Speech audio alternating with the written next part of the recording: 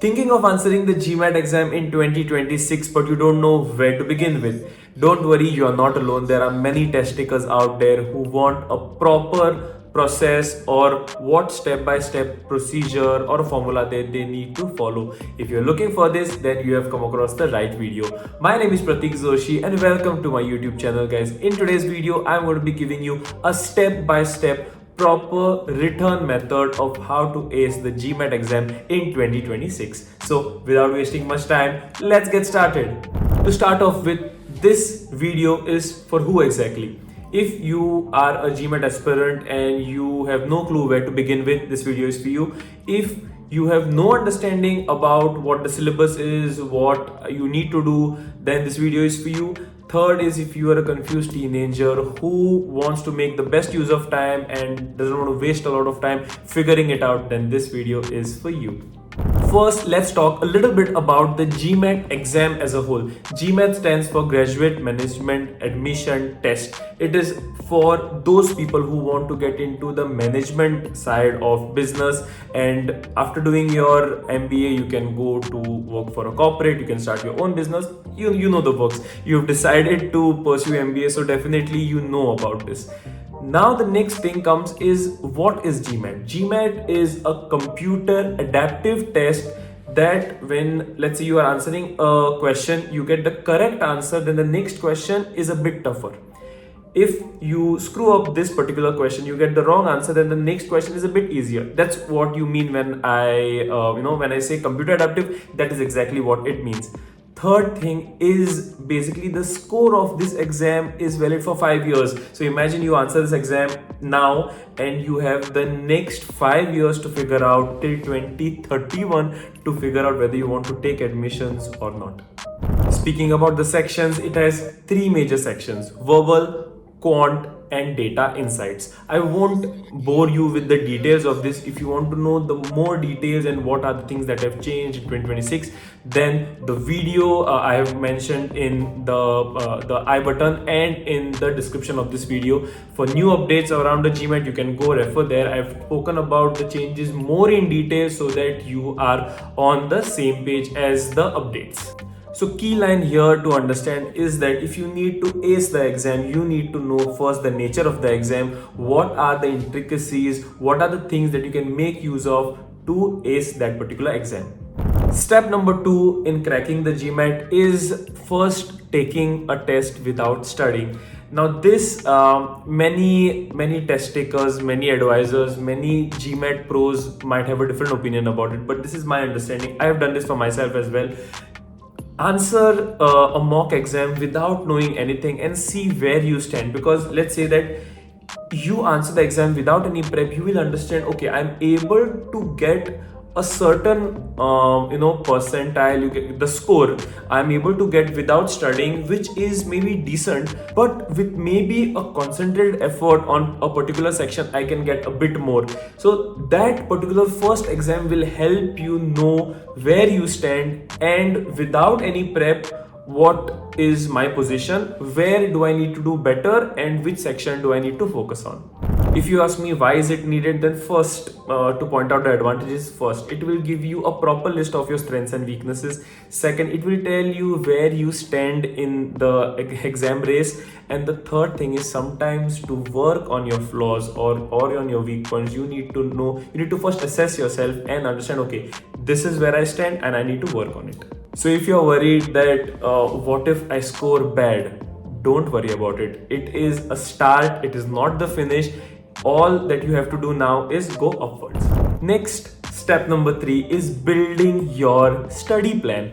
So now when you say study plan, you need to first work on your concepts, knowing what are the things that you need to work on. So here you will have to spend the most amount of time, that is around 2 to 3 months. You will have to be engrossed in the concepts itself.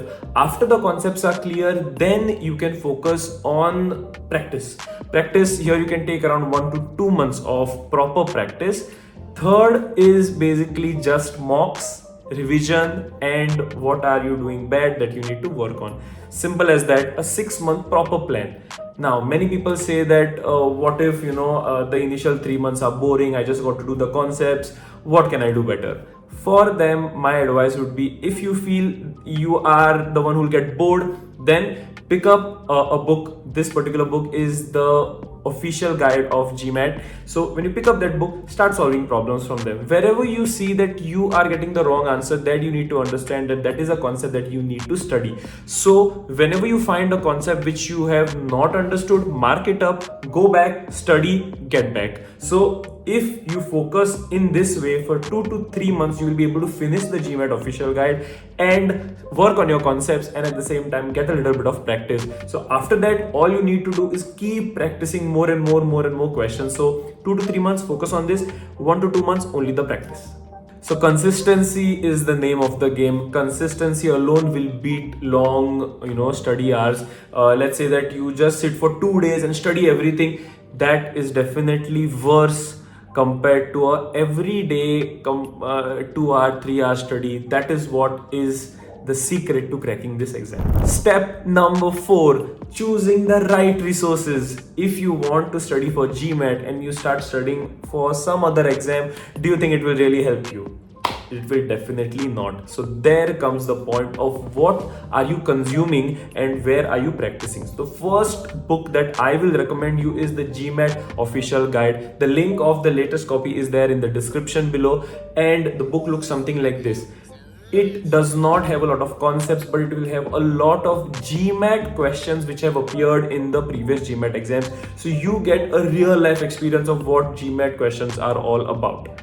Second one is proper dedicated online websites where you can go ask your questions, solve your doubts.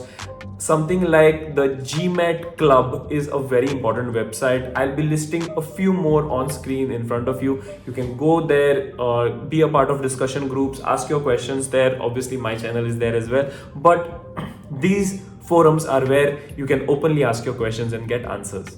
Finally, some really good resource is also very good YouTube channels where they explain certain concepts, certain practice questions, and they always aid in your understanding. So the list of the YouTube channels I'll put in on the screen. Obviously, my channel is there, more on the lines of how to get on your study prep. If you have any questions, don't forget to mention them in the comment section below.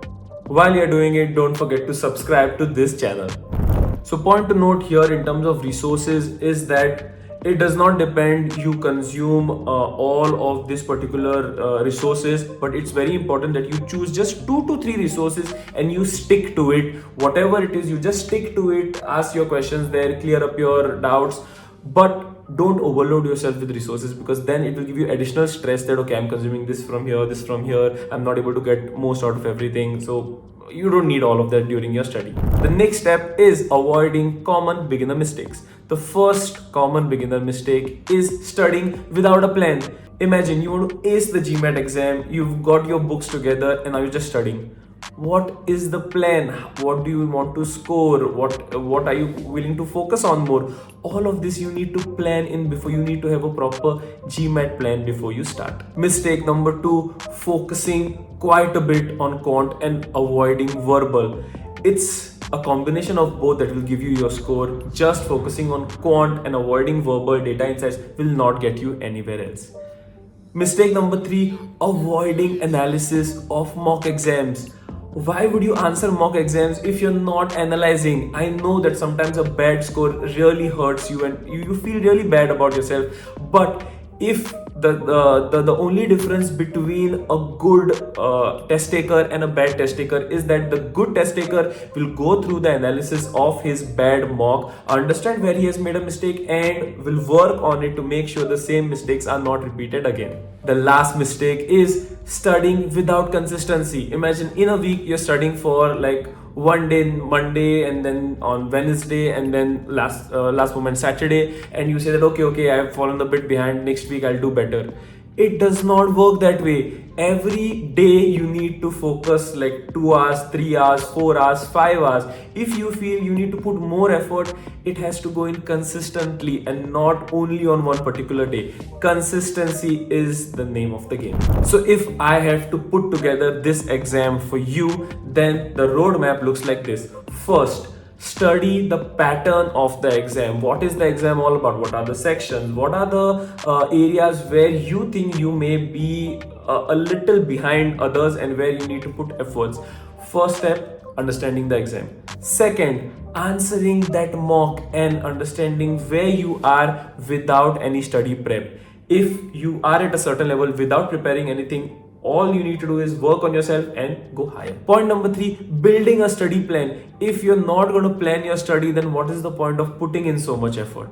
Point number 4, use limited resources. Why it is? Because if you just have 2 or 3 resources, you will be able to dedicate your attention, your time more on them, cracking it, rather than focusing on 10 different things and I'm picking up this from here, that from there, and then simply worrying about, okay, I've not touched the other things. Focus on 2 or 3 dedicated resources. The final step in your study plan should be practice, analyze. Practice, analyze. Giving those timely mocks, making sure you answer the mock exams, and then analyzing your exams is equally important. Just answering the mocks and not figuring out what you need to take away from that is a really bad plan. Analyzing your exam will take you further away than just studying for it. Trust me, if you follow this particular roadmap, then you are already ahead of around 80% of the GMAT test takers. Right, if you need any help in creating a proper GMAT plan for yourself, then mention the keyword 3-month GMAT plan and I will try to see how I can best help you with that. With this, I come to the end of this particular video, guys. I hope I was able to provide with whatever you were searching for. If not, don't forget to mention whatever you want to study more in the comment section below. I'll be seeing you for the next video. So until then, be happy, stay safe, and all the best for your prep.